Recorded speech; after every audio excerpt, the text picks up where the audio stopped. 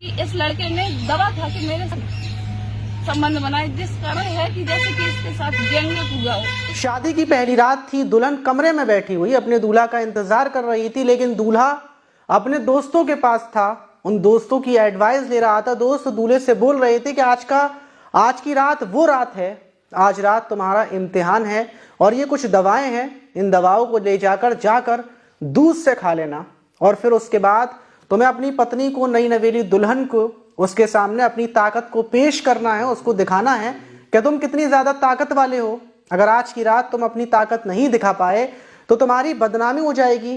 दुल्हन अपनी दोस्तों को बताएगी कि तुम्हारे अंदर कोई ताकत नहीं है, तुम बेहद ज्यादा कमजोर हो। और अगर आज की रात तुमने अपनी पत्नी को, अपनी दुल्हन को अपनी ताकत भरपूर तरीके से दिखा दी, अपने प्यार करने की ताकत, तो वो जिंदगी भर तुमसे दब कर रहेगी। ये यादगार पल तुम हमेशा याद रखोगे। और ये सुनने के बाद दूल्हा उन दवाओं को जाकर खा लेता है और खाकर फिर जिस हैवानियत के साथ, जिस दरिंदगी के साथ वो दुल्हन से रेप करता है, मतलब दुल्हन से जिस तरीके से संबंध बनाता है, जिसमें दुल्हन की हालत गंभीर हो जाती है, लेकिन गंभीर होने के बाद भी वो रुकता नहीं है और उसी गंभीर हालत में बार बार दुल्हन के साथ संबंध बनाया जाता है और आखिर में दुल्हन की मौत हो जाती है। लेकिन सवाल ये कि आखिर दूल्हा के कौन सी दवाएं खाई थी और फिर दुल्हन की जब तबीयत खराब हुई, 7 दिनों तक दुल्हन अपनी जिंदगी और मौत के बीच लड़ती रहती है। 7 दिनों के बाद उसकी मौत होती है तड़प तड़प कर।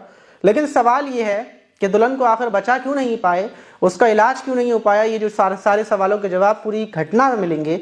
और जो दूल्हा था उसने कौन सी दवाई ली थी, ये जो पूरी बात है आपको शुरू से जब आखिर तक जानेंगे तो आप हैरान हो जाएंगे। तो चलते हैं और जानते हैं पूरा मामला। तो दोस्तों, मेरा नाम माज है, उम्मीद है कि आप सब अच्छे होंगे, सुरक्षित होंगे। और जो आज की घटना है, आज की कहानी है, वो बिल्कुल अच्छे तरीके से शुरू होती है। घटना उत्तर प्रदेश का जो हमीरपुर जिला है वहां से शुरू होती है। वहां पर रहने वाली लड़की आरती, जिसकी उम्र महज 23 साल थी, जो अपने भाई और भाभी के साथ रहती थी।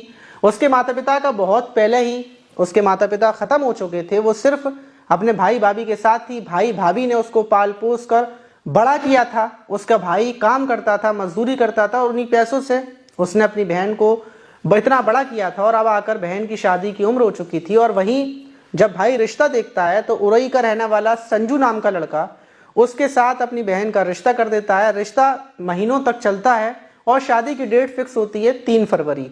3 फरवरी को उरई से बारात आती है।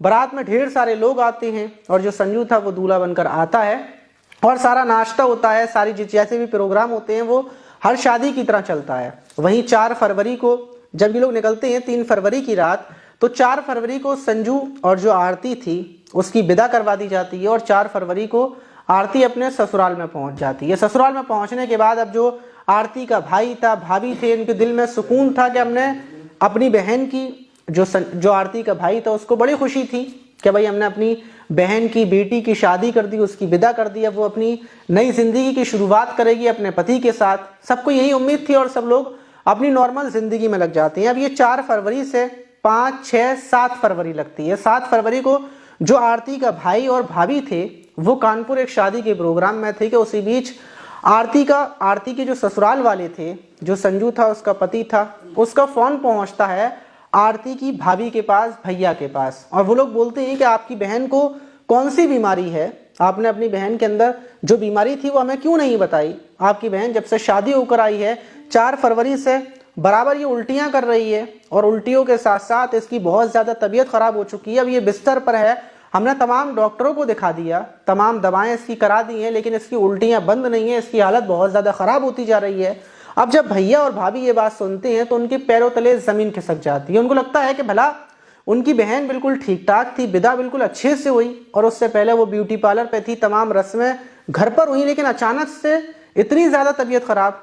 फौरन वो लोग शादी का प्रोग्राम छोड़कर वहीं से कार से उरई पहुंच जाते हैं। और जब भाई और भाभी उरई में पहुंचते हैं तो जो भाभी थी वो देखती है कि उसकी ननद जिसकी अभी शादी हुई थी उसकी हालत बहुत ज्यादा खराब है। वो घर में ही बिस्तर पर पड़ी हुई है और उसकी उल्टियां बंद नहीं हो रही है। भाई पूछता है कि आखिर ये सब क्या हुआ, कैसे हुआ। तो जो दूल्हा था संजू वो ये बताता है कि शादी जब 4 फरवरी को ये यहाँ पर आई थी, मेरी दुल्हन जब यहाँ पर आई थी तो सुबह के टाइम पर ही इसको उल्टी होने लगी और उल्टी बंद नहीं हो रही थी। इस वजह से हमें लगा कि हो सकता है डिहाइड्रेशन हुआ हो, इसलिए हमने जो दवाएं होती हैं उल्टी वाली वो खिला दी और शाम का इंतज़ार किया, लेकिन शाम के टाइम भी उल्टियाँ बंद नहीं थी। फिर अपने पास के डॉक्टर के पास लेकर पहुँचे, लेकिन वहाँ पर भी उल्टियाँ बंद नहीं हुई। फिर हम यहाँ का जो प्राइवेट अस्पताल है वहाँ पर लेकर पहुँचे, डॉक्टरों को दिखाया, डॉक्टरों ने फिर वही दवा दी और बोला कि कुछ आराम मिल जाएगा, लेकिन फिर आराम नहीं मिला। लेकिन ये जो 7 फरवरी थी, यानी कि 3 दिन बाद जब वो लोग भैया और भाभी पहुँचे,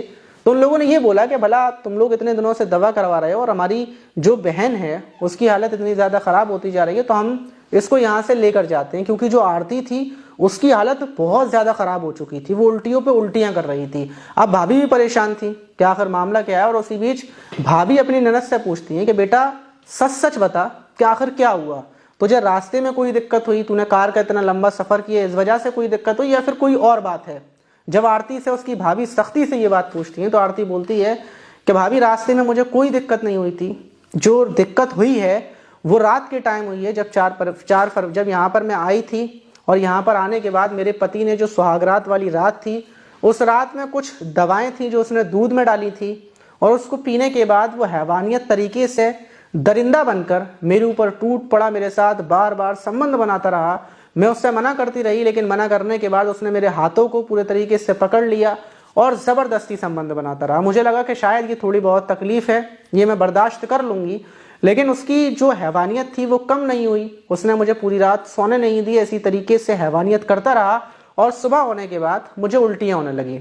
उल्टियाँ होने के बाद मेरे लिए थोड़ी बहुत दवा लाई गई, और दवा खाने के बाद थोड़ी बहुत उल्टियाँ बंद हुई, और जैसे ही फिर रात हुई तो फिर दूसरी रात को फिर उसने वैसे ही हैवानियत की जैसे सुहागरात वाली रात को की थी, और फिर दूसरे दिन फिर हैवानियत करता रहा। और जब सुबह हुई तो फिर मेरी ज़्यादा तबीयत ख़राब हुई, फिर ये लोग मुझे अस्पताल लेकर पहुँचे। जो भी मेरी तबीयत ख़राब हुई है उसका जिम्मेदार कोई और नहीं है बल्कि मेरा पति है, क्योंकि उसने दवाएं खाकर मेरे साथ दरिंदगी के साथ संबंध बनाया। ये सुनने के बाद जो उसकी भाभी थी वो ये बात अपने पति को बताती हैं, आरती के भाई को बताती हैं। ये सुनने के बाद आरती के भाई और भैया लेकर उसको फ़ौरन कानपुर रवाना हो जाते हैं। वहाँ पर एक गायनोकोलॉजिस्ट के पास लेकर पहुँचते हैं, जो प्राइवेट अस्पताल था वहाँ लेकर पहुँचते हैं। वहाँ पर ले जाकर जब आरती का चेकअप वेकअप करवाया जाता है तो जो बात डॉक्टर बोलते हैं वो सुनकर आरती के भाई के पैरों तले ज़मीन निकल जाती है। डॉक्टर पहले ये बोलता है कि मैं नहीं बता सकता क्या आरती को क्या दिक्कत है, क्योंकि अगर मैं बता दूंगा तो मेरे ऊपर दिक्कत आ जाएगी, लेकिन वो लोग यकीन दिलाते हैं कि हम ये बात किसी को नहीं बताएंगे, तुम सिर्फ हमें बताओ पर्सनली।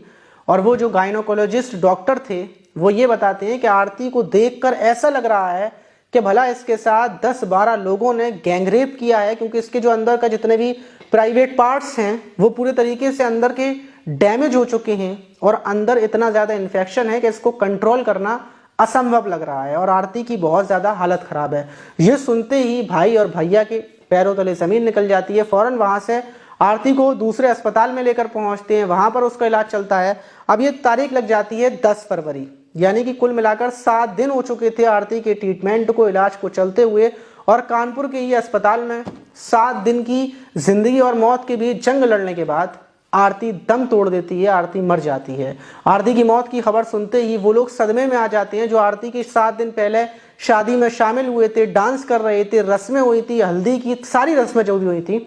उन लोगों को यकीन नहीं हो रहा था कि 7 दिन पहले जिस लड़की की विदा की थी, जिस शादी में उन लोगों ने दावत खाई थी, उस लड़की की, उस नई नवेली दुल्हन की मौत हो चुकी है, और मौत की वजह कोई और नहीं, सिर्फ और सिर्फ उसका पति है। फौरन जो आरती की जो भाभी थी जिनका नाम सरिता है, वो फौरन जालौन थाने में पहुंचती हैं, और वहां पर जाकर इंस्पेक्टर अनूप सिंह को एक FIR, एक एप्लीकेशन देती हैं, जिसमें वो जो आरती थी उसके पूरे ससुराल वालों के नाम लिखवाती हैं, संजू का नाम लिखवाती हैं उसके पति का, और पुलिस जाकर संजू को गिरफ्तार कर लेती है। गिरफ्तार करने के बाद जब पूछताछ पूरी तरीके से की जाती है, जहां तक सूत्रों ने और जो जानकारों ने बताया है वो यही बताया है कि जो ये संजू था, संजू के ये जो दोस्त थे, उन लोगों ने संजू को ये समझाया था कि अगर शादी की पहली रात में तुमने अच्छे तरीके से अपनी ताकत को दिखा दिया अपनी पत्नी को, तो जिंदगी भर वो तुमसे दब कर रहेगी, तुम्हारी शक्ति को, तुम्हारी ताकत को वो मानेगी। और यही बात संजू के दिमाग में घुस चुकी थी, और संजू ने जो दवाएं थी वो दवाएं भी ले रखी थी। लेकिन बड़ा सवाल ये है कि ये नॉर्मल बात है, हर लड़का ऐसा ही सोचता है। ज़्यादातर जो लड़के हैं उनको मैंने देखा है कि वो यही सोचते हैं कि शादी की जो पहली रात है उस पर उनको ज़्यादा से ज़्यादा ताकत दिखानी है, कोई दूध, कोई अलग अलग तरीके की डॉक्टरों से चीज़ें लेकर आते हैं। लेकिन उन लोगों से सिर्फ सवाल ये है, उन सारे लड़कों से और जितने भी लोगों के दिमागों में ये बात है, जो खुद को अपने आप को शादी की पहली रात में ताकतवर दिखाना चाहते हैं, उनसे सवाल ये है कि तुम जिंदगी में जिस लड़की से शादी कर कर लाए हो, कि सिर्फ एक रात के लिए लाए हो, हर रात तुम्हें उसी के साथ सोना है, हर रात जब जब तुम्हारा मन होगा या फिर उसका मन होगा तुम्हें वही प्यार करना है, वही ताकत दिखानी है, हर रात दिखानी है, लेकिन फिर सिर्फ एक रात में ताकत दिखाने के बाद क्या आप छोड़कर भाग जाओगे, फिर जिंदगी में दोबारा वो काम नहीं करोगे जिसमें तुम्हारी ताकत का पता चले? तो ये सवाल है, क्योंकि हर लड़का यही सोचता है, ज्यादातर लड़के यही सोचते हैं, लगभग 100 में से 90% लड़के यही सोचते हैं कि शादी की पहली रात ताकत दिखानी है। तो ताकत दिखाने के लिए पहली रात की जरूरत नहीं है, आप जिंदगी भर उस लड़की के साथ रहेंगे और जिंदगी भर वो लड़की देखेगी आप पहली रात में ढेर सारी ताकत दिखा दें और फिर जिंदगी भर मामला आपका खराब रहे। तो इसलिए ये कोई ताकत दिखाना, इसमें कोई बड़ी बात नहीं है। तो लेकिन अब सवाल ये है कि जो आरती का पति है उसको क्या सजा मिलेगी, आरती के ससुराल वालों को क्या सजा मिलेगी,